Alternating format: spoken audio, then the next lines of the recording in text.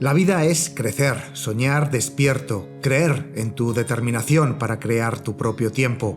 Y vivir con plenitud es cumplir propósitos y perseguir nuevos sueños. Así pensó siempre Carmelo Rodero, un hombre convencido de que con ilusión, sentido común e ingenio lograría hacer del vino su vida y de su vida una extensión de su viñedo. Siendo muy joven brincó la valla de un colegio para subirse a un tractor y desde entonces, con mucha imaginación y esfuerzo, fue adquiriendo junto con su esposa Elena fincas alrededor de su pueblo, Pedrosa de Duero. Allí cultivan sus perlas negras, cuyo jugo ha dado origen a los vinos que llevan su nombre, reflejo del mejor hacer en la ribera del Duero. Pero si de algo está orgulloso Carmelo, es que sus hijas, Beatriz y María, que desde niñas compartieron el entusiasmo de su padre, se contagiaron de su amor por el campo. Son ellas las que ahora hacen brillar este legado familiar por todo el mundo, y con ambas hemos quedado hoy en una cita con Ribera.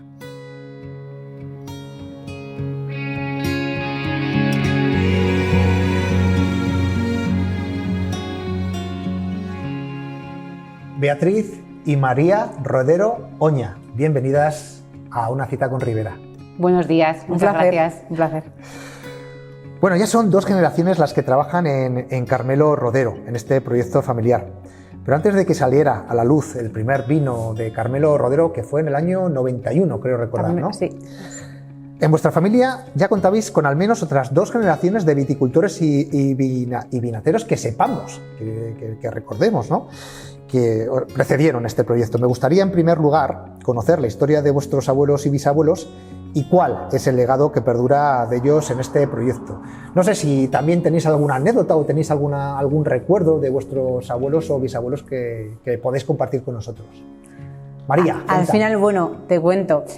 Todo lo que va vinculado al mundo de la viña, los recuerdos más cercanos y más próximos siempre han sido con nuestros padres. Ajá. Pero sí que es verdad que al final nuestros abuelos han estado muy presentes en todo momento y nuestros abuelos al final hacían su vinito, hacían el vino en la bodeguita para el consumo diario, para el consumo propio. Aquí ayudaban un poco todo y más. Al final esto ha sido un proyecto muy familiar desde el principio y lógicamente toda la familia está muy volcada desde el principio y los abuelos también. ¿Tú has llegado a probar el vino con tu abuelo?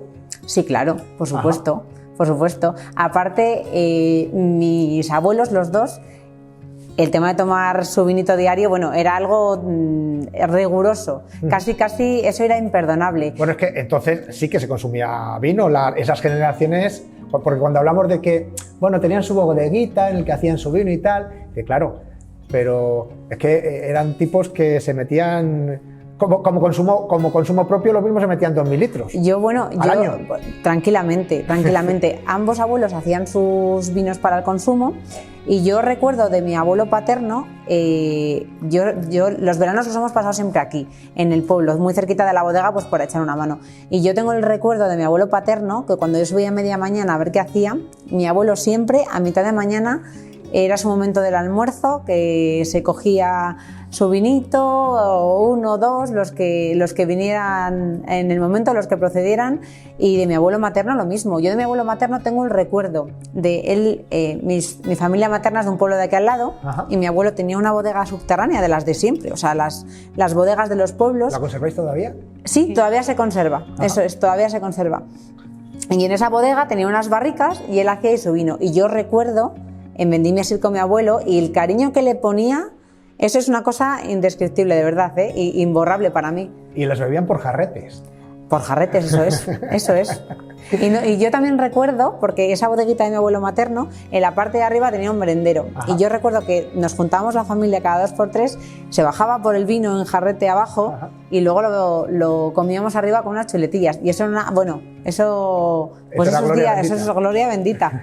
¿Y tú, Beatriz, tienes algún recuerdo en especial? Yo sí que es verdad que el recuerdo que tengo de mi abuelo paterno, sobre todo, es que bueno, pues cuando se iniciaron los primeros pasos donde se desarrolló la bodega, él se sacaba una silla a la puerta de la bodega y pasaba horas y horas y horas. Mi padre, bueno, pues podía estar en el campo, podía estar, al final era un negocio, bueno, pues que empezaba empezaba a desarrollarse desde los inicios y él se quedaba en la puerta por si venía alguien, por si venía el cartero, por si, o sea, él se pasaba las horas y horas con la silla en la puerta. Ajá. Oye, ¿cómo se llamaban vuestros abuelos? Bueno, nuestro abuelo materno vive, que se llama Pedro, y el paterno, que falleció hace unos años, se llama Valeriano. ¿Y quién era el que...? Valeriano, el paterno. Sí. Valeriano. El abuelo materno no vivía aquí en este pueblo, vivía en un pueblo cerquita, pero bueno, pues se pillaba un poco más a desmano. Y el paterno bajaba todos los días, cogía la silla, la ponía en la puerta y ahí se quedaba. ¿Y dónde tenéis la bodeguita esa todavía que conserváis? En Mambrilla, que es un pueblo que está aquí a 5 kilómetros. ¿En Mambrilla? Sí, qué bueno. eso es. Sí. Bueno, cuentan que vuestro padre, Carmelo Rodero, compró su primer majuelo muy pronto, sobre los 17 años. Además, con el primer sueldo que ganó vendiendo paja, porque bueno, hay una charla por ahí que recomendamos a la gente que nos vea, tipo TED, que hizo en Costa Rica, en el que cuenta toda la historia y es maravillosa. No sé si queréis contarla. Sí, bueno, pues la verdad es que él ha sido una persona muy emprendedora desde siempre. Y él, bueno, pues siempre ha dicho que no le gustaba ir a la escuela, o sea, al final él en el cole se aburría y se lo pasaba mucho mejor pues en el campo. Y con muy poquita edad, con 14, 15 años, al ver que, bueno, pues que el colegio no era lo suyo, no se encontraba del todo cómodo allí. Bueno, que pues, se escapó una vez del colegio. Sí, bueno, creo que sí. Una ha sido la oficial, pero creo que ha sido más de una. No habrá sido solo una. Pues él dijo, bueno, pues aquí en aquel entonces había mucha tradición de ir a empacar por los pueblos de la zona, o sea, hacer los fardos de paja, porque tenían algo de ganado, entonces necesitaban esa paja para ese ganado. Mi abuelo paterno tenía algo de ganado también y decía, joder, pues en vez de comprar el ganado, ¿por qué no somos nosotros quien? Entonces, bueno, pues dijo, bueno, pues fue a Aranda con la bicicleta y fue donde el taller y dijo, oye, yo necesito que me vendas una empacadora. Pero esto tenía 14 años. Dice, pero tú, ¿dónde está tu padre? ¿Qué te ha pasado? ¿Te has perdido? Dice, no, yo vengo a comprarla solo porque creo que tengo que empezar por aquí y tal. Y dice, pero claro, no tengo dinero, necesito que me dejes pagarla a plazos. Y bueno, pues le caería en gracia algo, conocía a mi abuelo, o sea, al final sí que había una relación que dice, bueno, pues no me lo paga el hijo, me lo pagará el abuelo, ya veremos a ver lo que hacemos. Y cogí una de segunda mano, claro, no hablamos nada de nueva. Y dijo, bueno, pues no te preocupes, que al final de la cosecha de paja yo te pago una parte y al año siguiente te pago otra. Bueno, pues quedaron con él y empezó ese verano a empacar todos los fardos de paja de... Bueno, cuenta la anécdota que esa misma noche se recorrió todos los pueblos de alrededor con la bicicleta. Ya era de noche, que entonces no había ni luces, ni las bicicletas tenían luces ni nada. Y ya cuando llegó a casa ya diciéndolo de, tengo pagada la mitad de la empacadora. Sí, porque había contratado tierras para empacar y ya tenía, y al final de esa cosecha ya no solo pagó la mitad, pagó la empacadora entera de lo que había. Y bueno, al final sí, aparte de la empacadora, luego compró una cosechadora, empezó a cosechar. Bueno, tu abuelo fliparía.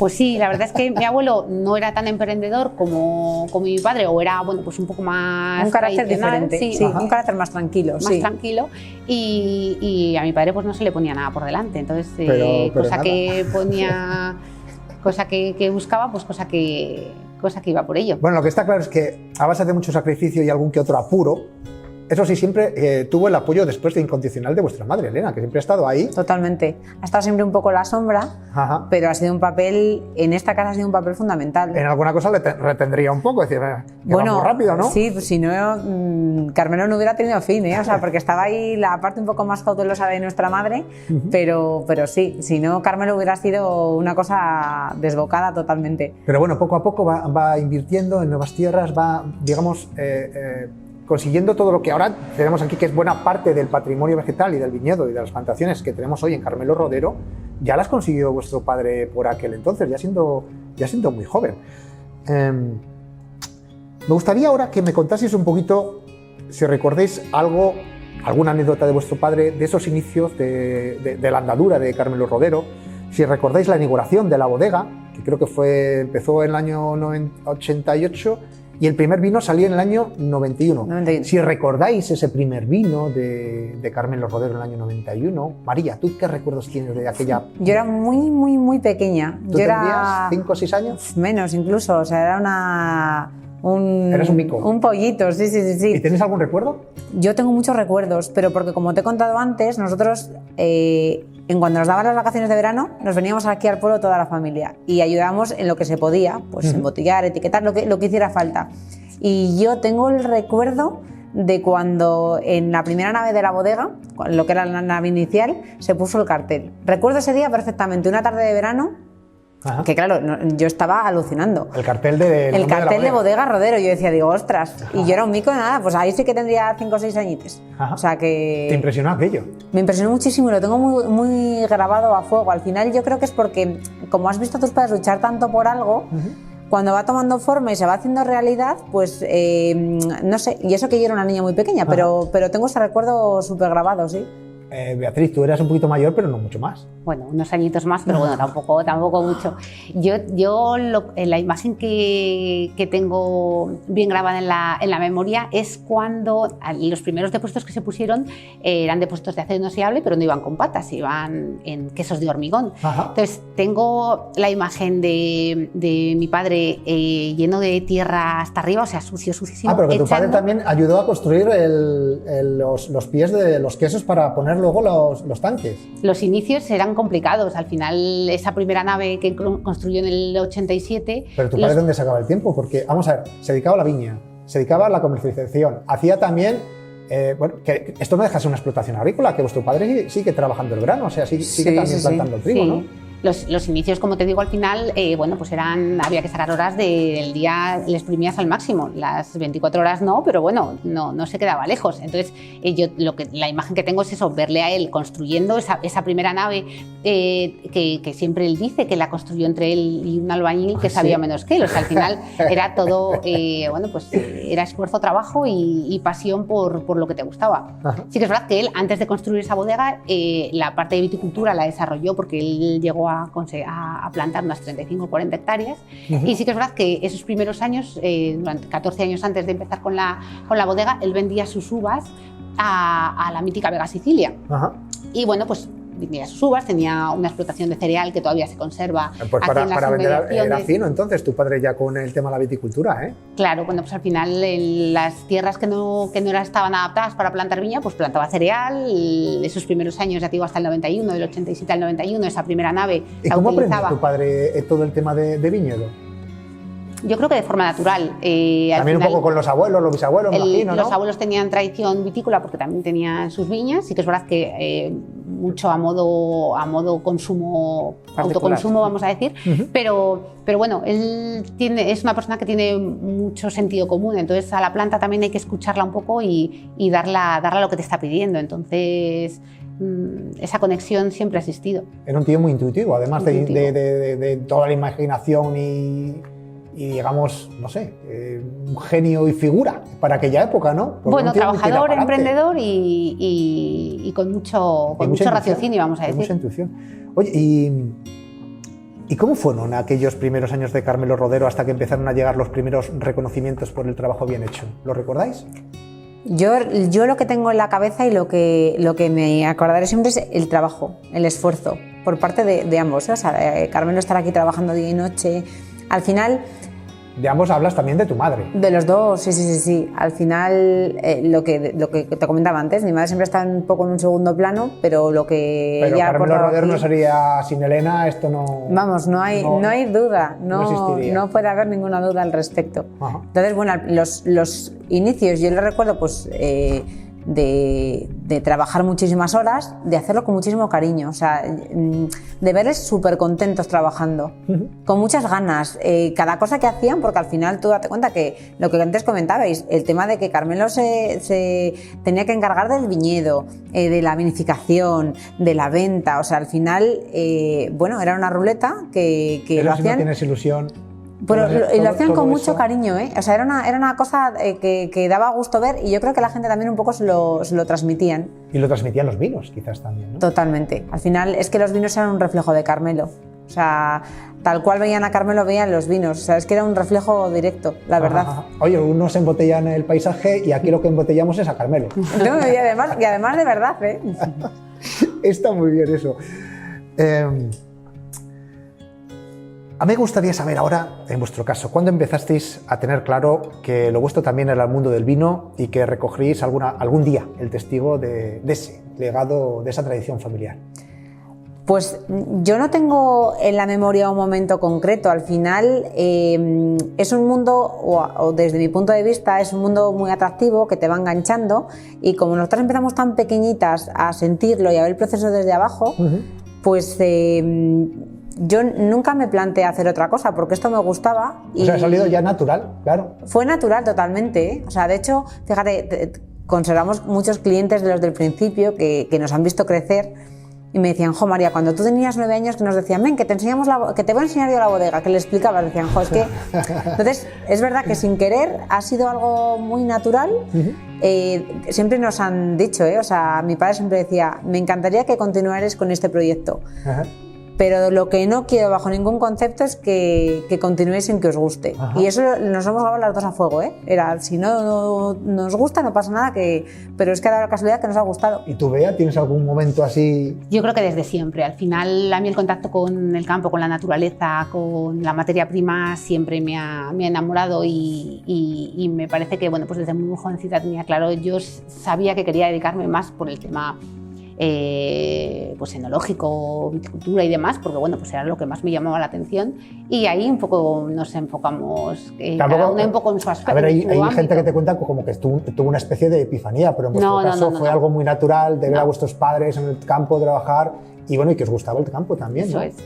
Nos han hecho partícipes desde muy pequeñitas del trabajo que desarrollaban ellos, y lo hemos visto, entonces al final y sobre todo lo que me contabais antes, que es súper importante, que además viéndoles con la ilusión que tenían, pues claro, es que sí, eso es algo... Y valorando el esfuerzo que estaban haciendo para desarrollar el proyecto, que al final también es importante, ¿no? Claro. Entonces, bueno, es ya muy difícil, yo creo, que no se hubiera enamorado, y aparte que el mundo del vino no puede ser más atractivo en todos los ámbitos, con lo cual era difícil no engancharnos. Y aparte, la evolución desde el principio hasta ahora, que ha sido un cambio constante, eso al final, no sé, te mantiene tan vivo, realmente ves que es un proyecto que estás luchando, que estás muy ilusionado, pero que se está desarrollando, que va dando frutos, entonces... No sé, es una satisfacción tremenda, la verdad. Hombre, tal y como lo contáis, es algo excitante durante todo el proceso. Sí. No deja de ser esto también un proceso creativo, lo que habéis hecho aquí. Totalmente. Porque hemos estado viendo la bodega antes y os comentaba de que se me hace mucho, porque me lo contáis, pero se me hace muy difícil entender que realmente esto es un proyecto en el que se ha diseñado un tío que sabe mucho, ha diseñado de repente un proyecto impresionante, maravilloso. Porque te da la sensación de eso, de que realmente desde el primer momento esto está muy bien pensado. Y sin embargo me habéis contado, dice, no, esto se ha ido haciendo por partes. Sí. Es algo que te llama mucho la atención porque no te lo imaginas cuando tú lo ves. Parece todo que se ha hecho de una vez y todo muy bien y de manera muy inteligente. Nada más lejos de la realidad. Aparte de la nave inicial, el resto han sido todo ampliaciones posteriores, pero antes también te hemos trasladado que Carmelo Paresa tiene una sensibilidad especial. O sea, es que él tenía muy claro que las inversiones que se iban haciendo tenían que ser inversiones, bueno, pues con una lógica, con una continuidad y bien estructuradas, y yo creo que eso la verdad es que chapó por él porque no la podía hacer mejor. Ahora mismo las instalaciones que tenemos son una auténtica maravilla, la bodega está muy cómoda en cuanto a trabajo y bueno, o sea, es que ha estado todo, la verdad, que muy bien pensado. Luego me lo tenéis que contar, pero me gustaría ahora también saber un poquito cómo fueron los inicios vuestros trabajando al lado de vuestro padre. No sé si se hizo algo duro, fundir las prácticas de siempre que había hecho él con las ideas y fórmulas que vosotras traíais, porque bueno, en vuestro caso pues tenéis una amplia formación. En tu caso, María, en económicas, empresariales, marketing. En el caso de Beatriz, a nivel enología, pues, ¿qué quieres que te diga? Pues eres también una figura en el panorama nacional del vino. Yo hice primero ingeniería agrícola, porque me parece que al final el vino se hace en las cepas y donde tienes que profundizar y poner tu base es en las viñas. Y luego, bueno, pues una vez ya cuando acabé agrícolas, me fui a Burdeos a hacer el DNO, a hacer la enología. ¿Y fue complicado?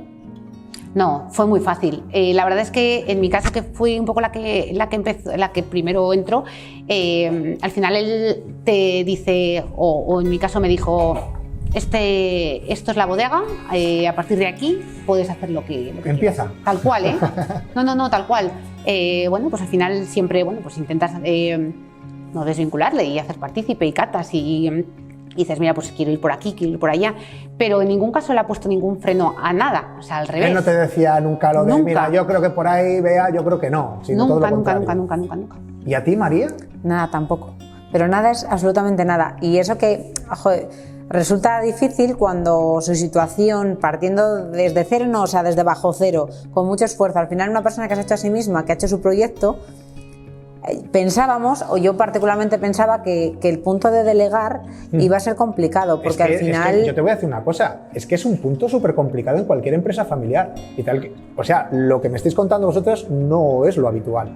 Y yo tampoco pensaba que iba a ser tan sencillo. O sea, es que de verdad ha sido una balsa de aceite muy fácil. Vaya con Carmelo. Muy fácil, de verdad que sí. Aparte es que no se mete en nuestros... No. O sea, sea, tú te ocupas de esto, tú te ocupas él de es esto. totalmente partícipe de todo y se le mantiene informado porque al final queremos, bueno, es lo lógico.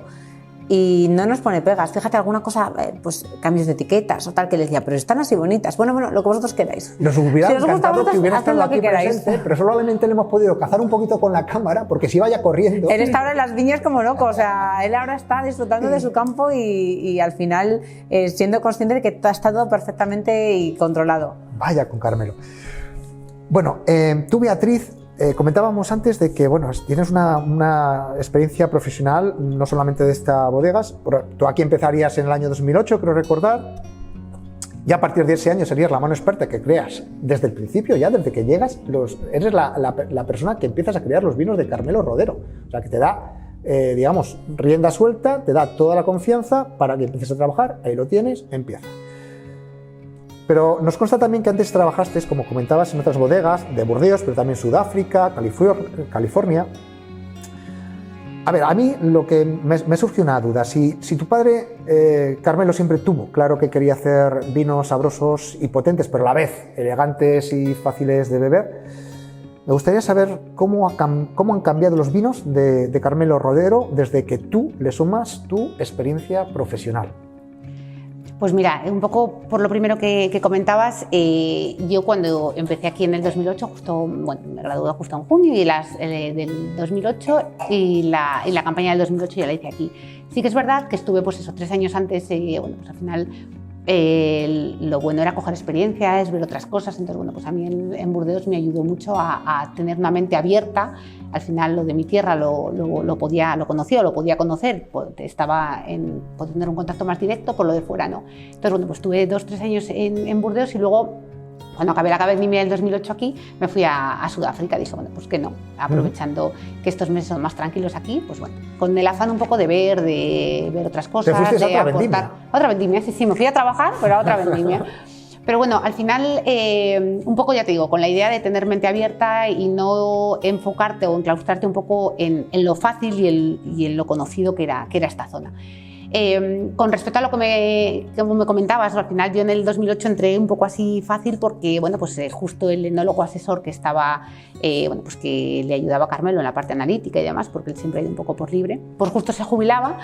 Y dijo, bueno, oye, ya tienes el camino libre, se jubila ya si quieres tú coger el relevo, todo tuyo. Y así fue.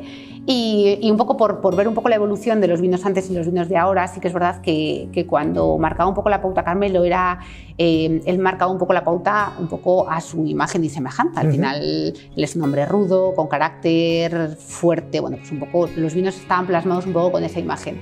Yo ahora lo que he querido un poco trasladar o transmitir a los vinos es que al final yo soy muy partidaria de que los vinos tienen que tener su estructura, su potencia, su carnosidad, pero al final yo creo que los vinos tienen que beberse, no tienes que esperar tú, el consumidor, para 2-3 años para que el vino esté apto para consumo. Que tienes que tener volumen, tienes que tener garra, sedosidad, pero elegancia al mismo tiempo, que ese tanino tiene que estar pulido y preparado para el consumo. Entonces, bueno, pues un poco de la rugosidad, de la fuerza, de la estructura de antes, pues un poco, bueno, pues a la estructura, pero domada. Has ido limando asperezas entonces, ¿no? He ido un poco adecuando pues ese tanino que probablemente en los primeros años era mucho más agresivo, a un tanino mucho más Bueno, suave. entonces se lleva bastante también ese tipo de vinos con tanto cuerpo. con tanta tanicidad. Sí, al final era un poco posiblemente lo que marcaba el mercado de la época. Bueno, y todavía hay mucha gente que le encanta ese tipo de vinos. Sí, yo creo que tampoco hay que perder al final, pues si tú buscas estructura y buscas potencia y buscas pocas producciones y buscas un poco algo único, está claro que al final ese producto va a ser un producto concentrado, con mucho color, con mucha estructura, pero bueno, luego al final es domarlo y que a la hora de que el consumidor abra una botella de Carmelo Rodero, pues vea que aparte de esa estructura y esa potencia, hay elegancia y sedosidad. ¿Podríamos considerar que ha cambiado un poco la filosofía de Carmelo Rodero? A nivel práctico, a nivel, por ejemplo, trabajo. Sí, porque al final, bueno, pues todo el tema de elaboración por gravedad, que ahora mismo es todo por gravedad, va un poco destinado a ese fin, trabajar con potencia, pero al mismo tiempo sin sacar tanicidades de pepitas, sin sacar sobre estructuras. Comentabas algo de la gravedad. Me gustaría que me hablases de la evolución de los vinos desde el punto de vista más tecnológico. A lo mejor se nos hace un poquito más arduo, podemos hablarlo de una manera un poquito más amable. Sabemos que habéis desarrollado vuestras propias investigaciones, incluso que tenéis vuestra propia patente a la hora de desarrollar todo el sistema de vinificar por gravedad. Dame unas pequeñas pinceladas de ese tema.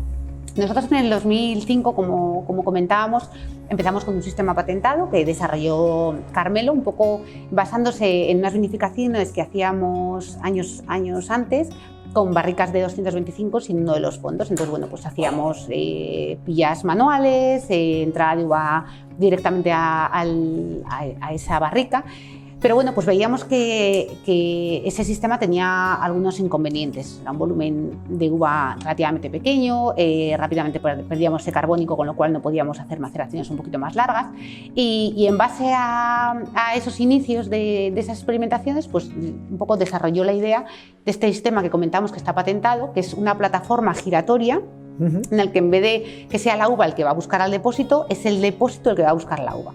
Entonces hay un punto en el que se entra la uva por gravedad, porque va todo vendimiado en cajas, y a través de ese punto también se van remontando los depósitos con OVID, todo pues, para evitar el uso de bombas, de extraer pepitas poco maduras, de que esas paletas de la bomba puedan machacar esa pepita, machacar ese ollejo y sacar un tanino un poco más agresivo. Bueno, yo lo he preguntado porque el que nos vea en este canal, yo le refiero a la página web vuestra, donde tenéis un vídeo donde se puede ver todo el proceso, y es que me ha llamado mucho la atención y me ha parecido espectacular. Por eso me ha gustado que me lo cuentes un poquito, aunque lo podemos ver visualmente y la gente lo puede ver visualmente y alucinar con lo que estáis haciendo aquí, el sistema que tenéis, que me parece algo completamente extraordinario.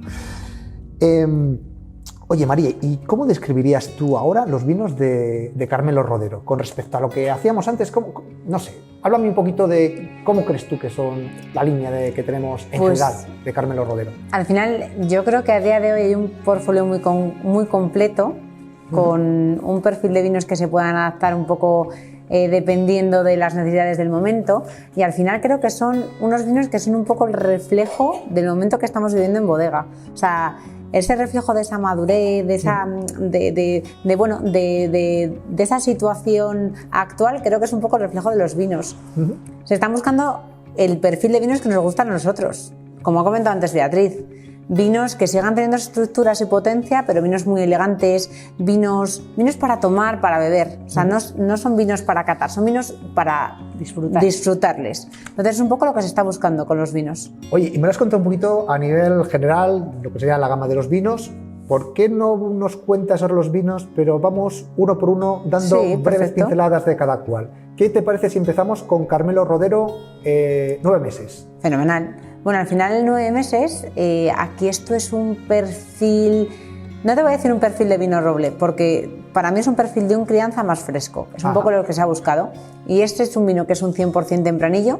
De hecho, el nombre de 9 meses viene por el tiempo que tienen en crianza, que son 9 meses en roble francés. Sí, porque los robles normalmente suelen ser 4 o 6 meses como mucho. En este caso le habéis dado casi una crianza completa. Efectivamente, y casi desde el principio. O sea, cuando nosotros empezamos a comercializar nuestro roble, inicialmente tenía como 5 o 6 meses. Luego, bueno, al final, haciendo pruebas y avanzando un poquito, nos dimos cuenta de que con un poquito más de madera conseguíamos lo que estábamos buscando. Porque vosotros tenéis fruta estupenda para aguantar esa madera. Sí. Y aparte este vino tiene una fruta muy notable y una fruta súper presente. La materia prima es extraordinaria, está claro. Eso es la base. Entonces, ese vino es un vino súper social. O sea, es que es un vino ideal para tomarte un aperitivo con amigos, algo distendido, no sé, tiene una golosina y una fruta que le hacen súper atractivo. Aquí en España le he visto un montón de barras. Sí, es que, bueno, es un vino... Conozco más Castilla y León, podría hablar de ciudades en concreto, pero hay en ciudades donde este vino aparece en casi todas las cartas. Sí, al final es lo que te digo, o sea, es una relación calidad-precio muy, muy buena. Es un vino que el consumidor lo asocia ya con un valor seguro, que sabe que no va a fallar, que va a tener un buen resultado, y es que es una maravilla. El único problema es que vosotros no tenéis consumidores, tenéis fans. Joder, pero no sabes lo agradecido que estamos, de verdad, ¿eh? O sea, es que la marca ha crecido gracias a eso. No me extraña. Vamos a continuar con el Carmelo Rodero Crianza. ¿Qué me contaréis de este vino? A lo mejor tú me quieres contar también algo, Beatriz, sobre este vino. Bueno, este es un perfil de vino un poco más serio, vamos a decir, que el 9 meses, con una crianza un poquito más larga, ya estamos hablando de 15 meses en barrica, pero un poco buscando pues esa fruta, un vino vivo, un vino con mucho desarrollo de por medio. He de decirte que en esta crianza complementamos la Tempranillo con un poquito de Cabernet Sauvignon. Es una variedad que personalmente nos gusta mucho porque al final pensamos que engrandece. Bueno, gusta mucho, pero porque habéis conseguido una Cabernet Sauvignon en vuestro caso, trabajando ya durante tantos años, Carmelo, vuestro padre, trabajando ya esta variedad tantos años, habéis conseguido una Cabernet Sauvignon, un Sauvignon que realmente aquí en Ribera del Duero, bueno, no hay tantas. La verdad es que se lleva plantada muchísimos años, al inicio de la bodega.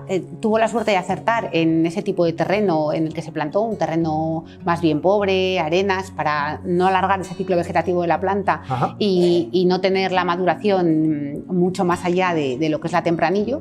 Entonces, con esta plantación en este tipo de terrenos, ya te digo, acortamos y bueno, podemos llegar a conseguir Cabernet maduro, con estructura y con una complejidad aromática y una boca, bueno, que es una auténtica maravilla. Sí, porque la Cabernet además nos va a dar no solamente boca, sino a nivel nariz nos va a dar muchísimo más aroma, muchísimo más intensidad de aroma, ¿no? Sí, tiene un toque balsámico que hace los vinos muy frescos. De todas formas también, bueno, al final nos ayuda ese pH un poquito más bajo que suele tener la Cabernet para equilibrar esa falta de acidez que igual algún año le puede tener al Tempranillo y sobre todo, bueno, a mí me gusta compararlo con la sal en las comidas. Si tú te tomas un guiso pero estás soso, no acabas de disfrutar.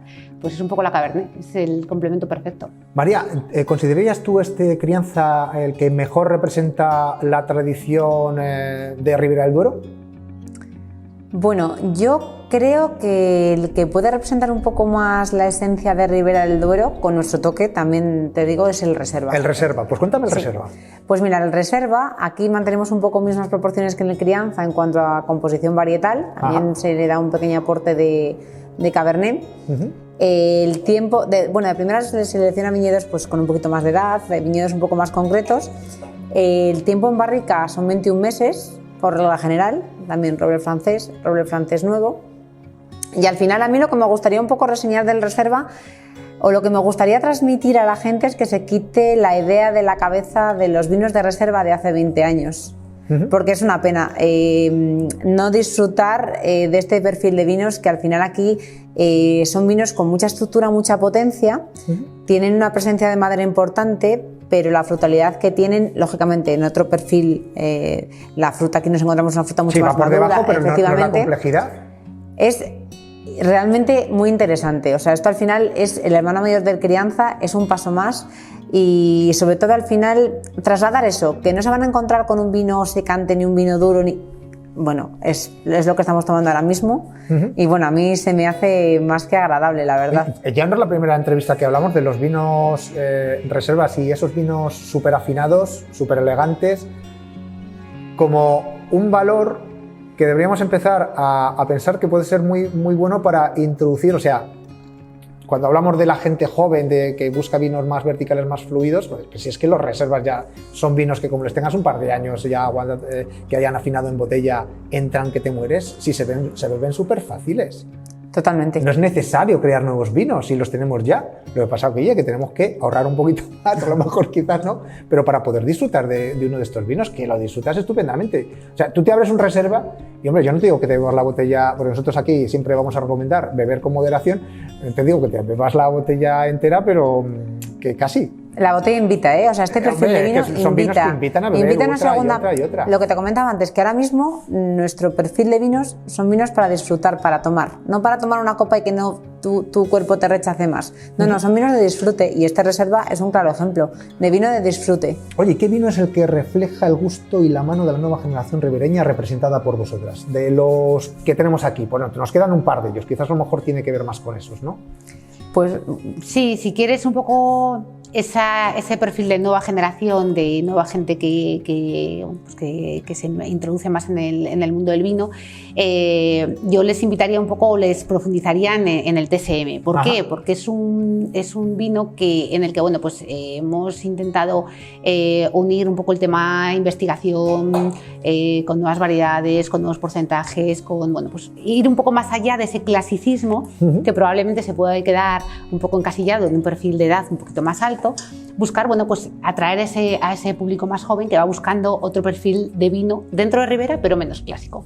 Aquí te podemos hablar del TSM, que es una composición varietal un poco que se escapa del prototipo de Ribera, porque estamos hablando de un 75% tempranillo, 15% de Merlot y 10% de Cabernet. Entonces, toda esa gente joven que va buscando más y que quiere un poco desmarcarse. Esos wine lovers que les gusta el tema del vino y buscar cosas también diferentes dentro de la Ribera del Duero, ¿no? Eso es, yo les insistiría un poco en este perfil. Es una crianza un poquito más corta, son 18 meses, buscando un poco, bueno, pues ese perfil frutal, ese toque de Cabernet y de Merlot que, bueno, pues que se escapa un poco del prototipo clásico de Ribera y que tiene una fruta y una carnosidad en boca que es digno de probar y de disfrutar. Oye, y tenemos ya finalmente un vino de pago. ¿Qué me cuenta este vino? Pues bueno, de primeras el nombre de ese vino hace referencia a la viña de la que proceden sus uvas, que es una viña que se llama Baltarreña. Es una joyita para nosotros, al final es una viña que está no muy lejos de aquí de bodega. Al final trabajamos con un clon propio, es un clon familiar y bueno, al final a raíz de trabajar esa uva nos dimos cuenta de que era algo diferente, era algo muy especial y al final recordaba un poco las raíces de esos riberas del Duero bien hechos de vinos top. Entonces este vino es un 100% tempranillo, de ahí de Pago de Baltarreña, con 24 meses de barrica. ¿Dónde está exactamente Baltarreña? Pues está, de aquí de bodega está muy cerquita. Estamos situados en Pedrosa de Duero y esto está dirección Roa. Dirección Roa. Ah, pues entonces pasará por aquí, por donde yo veo aquí al fondo la Cuesta Mambirgo, que es una de las... Es una referencia dentro de lo que es Ribera del Duero. De aquí que puede estar un kilómetro y medio desde aquí de bodega. O sea, estará casi por las faldas de la falda. Sí, eso es. De aquí de la Cuesta. Qué bueno, qué bueno. Bueno, pues ahora me gustaría que me contaseis, no sé si tenéis algún reto o meta pendiente aquí en Carmelo Rodero que queráis cumplir. No sé a nivel... Bueno, algún reto pues, por parte vuestra de que queráis llegar y no sé, subir Carmelo Rodero, ponerla en otro nivel, un nuevo vino, un proyecto que tengáis enoturístico, no sé, algo relacionado que vosotras tengáis pensado de que os gustaría de alguna manera también poner dentro de la historia de Carmelo Rodero y que engrandezca este proyecto. Bueno, inquietudes hay muchas. Muchas. Por eso te preguntaba, digo, ¿por qué bueno, pues contadme alguna inquietud que tengáis aquí, que vamos a ver, alguna que se pueda contar, porque sí, evidentemente las que no se puedan contar, porque lo tenéis ya reservado, secretos, que ya veremos si se hace o no se hace, pero alguna que probablemente sí que se haga, que tenéis pensado ya en mente. Hay un proyecto que, bueno, pues que se está desarrollando a corto plazo, saldrá al mercado, bueno, pues que estamos hablando de un perfil, un nuevo vino o un nuevo perfil de vinos, que que bueno, pues lo queremos basar en una crianza un poco diferente, ya no basarnos en la crianza de barrica de roble, francesa en nuestro caso, sino que basarnos... mucha experiencia que tenemos mucha tema. experiencia y que lo hemos desarrollado ya durante muchos años, sino basarnos en una crianza hormigón, cerámica, bueno, pues un poco buscando otro perfil de vinos, o sea, para esa gente que sigue indagando y que nos sigue, bueno, pues darle otro aliciente para que vea que aquí, bueno, pues que se pueden desarrollar muchos más proyectos. Bueno, y también dar rienda suelta también a vuestra inquietud, porque claro, es interesante de que, bueno, que esto, lo bueno que tenemos esto es un proyecto excitante, que os gusta mucho también hacer seguir revolucionando y haciendo cosas, ¿no? Lo bueno es que nosotros disfrutamos tanto con nuestro trabajo que al final, bueno, pues todo esto nos genera unas expectativas terribles. Entonces, oye, pues tiene muy buena pinta. Sí, sí, sí. ¿Y cuándo lo veremos eso? Hay que esperar un poco, hay que esperar. Eso va a medio largo plazo, ¿no? Bueno, medio plazo, sí. Vamos a... Pero al final, primero hay que experimentar, hay que experimentar, hay que probar, hay que ver. Nosotros al final es un mundo que no le tenemos, bueno, pues que es un poco la primera toma de contacto. Entonces, bueno, pues hay que probar pues, muchas variantes para luego llegar al mejor resultado. Oye, ¿no os despierta cierta curiosidad el fenómeno de los blancos o la tendencia que existe ahora de elaborar claretes dentro de la denominación de origen Ribera del Duero? No sé si tendremos algún día un Carmelo Rodero que tenga otro color, que no sea el tinto. Hubo un Carmelo Rodero con otro color. ¿Hubo ya uno, sí. Un Carmelo Rodero bueno, con otro color? Bueno, no, miento, no era Carmelo Rodero. Nosotros, al final, cuando empezamos a comercializar los vinos, cuando empezó el proyecto, la marca no era Carmelo Rodero. Al final hubo ahí una transición de Rodeña, se pasó a Ribeño, y nosotros comercializábamos un rosado que, por lo que llega a mis oídos, debía de estar muy, muy rico. Y gustaba mucho en la zona. Lo que pasa es que, bueno, es cierto que los rosados ha sido una pena porque durante muchos años no se han valorado lo que tendrían que haberse valorado. Pues poco a poco se van valorando. Más poco a poco en el exterior que aquí en el interior, pero también aquí en el interior hay una tendencia en el que poco a poco es verdad que está volviendo a ocupar su lugar, es cierto. Y que narices, que te encuentras muchas veces que es el vino de casa de muchos bodegueros, los rosados y claretes todavía, o sea, como eran entonces no te hablo de tantos años, o sea, no tenemos que irnos a nuestros abuelos o nuestros bisabuelos para pensar de que eran grandes consumidores de ese tipo de vinos. Entonces, Beatriz, ¿tú crees que algún día...? Bueno, probablemente. Sobre todo yo me inclinaría más... Tiramos el guante. Sí, yo me inclinaría más por algún blanco, probablemente, ¿Algún blanco? ¿Te llama la atención más los blancos? Sí. Ya, no podemos hablar más. Pero bueno, al final es verdad que... Hay alguna prueba entonces, supongo, ¿no? Hay cosas en el aire, sí. Hay cosas en el aire. Sí. Bueno, bien. Pero esto es prueba y error, ya sabes. Sí. Esto hay que probar, todo, hay que probar, y hasta que des con lo que tú estás buscando, cuesta un poquito. Pero es que la mayoría de los grandes vinos que tenemos en Ribera del Duero han nacido a través del ensayo y de esa prueba y error, hasta que hemos acertado. Es verdad. Bueno, pues oye, a mí lo que sí que me gusta es saber que lo estáis intentando y que estáis haciendo esos ensayos. Así que espero que en el futuro podamos disfrutar de alguno de esos vinos.